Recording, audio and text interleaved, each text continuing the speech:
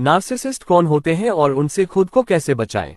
एक रिसर्च के मुताबिक हर 16 लोगों में से एक व्यक्ति नार्सिसिस्टिक प्रवृत्ति वाला हो सकता है।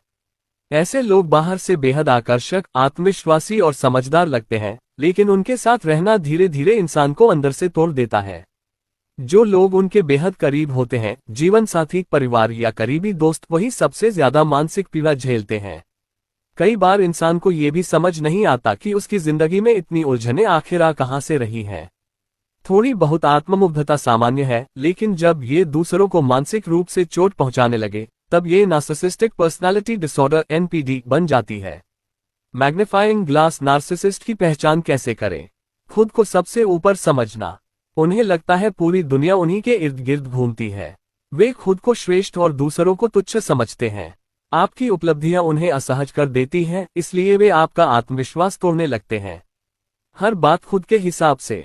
उनके लिए उनकी जरूरतें सबसे पहले आती हैं। आपकी भावनाएं, थकान या समस्याएं उनके लिए मायने नहीं रखती। गैसलाइटिंग और माइंड गेम्स। वे अपने झूठ को सच साबित करने के लिए आपकी याददाश्त पर ही सवाल उठा देते हैं। आपको शक होने लगता है कि गलती शायद आपकी ही है। भावनात्मक नियंत्रण। कभी अचानक बहुत प्यार तो कभी पूरी चुप्पी। यही उनका हथियार होता है।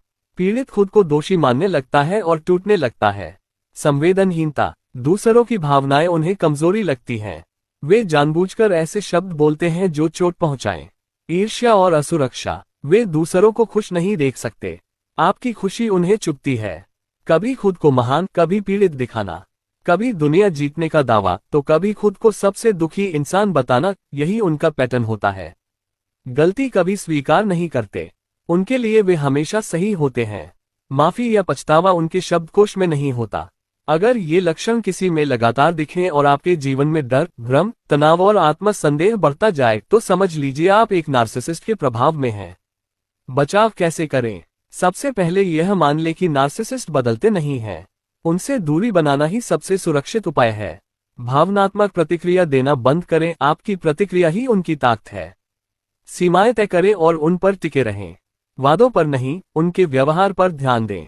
जरूरत पड़े तो बाहर से सपोर्ट लें, दोस्त, काउंसलर, थेरेपिस्ट।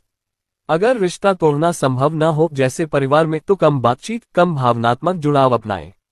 Warning sign. ध्यान रखें, जब नार्सिसिस्ट महसूस करता है कि उसका कंट्रोल खत्म हो रहा है, तो वह अचानक बहुत प्यार दिखाने लगता है। Love bombing.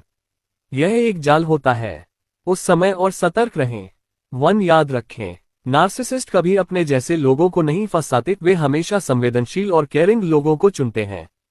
जितनी जल्दी पहचानेंगे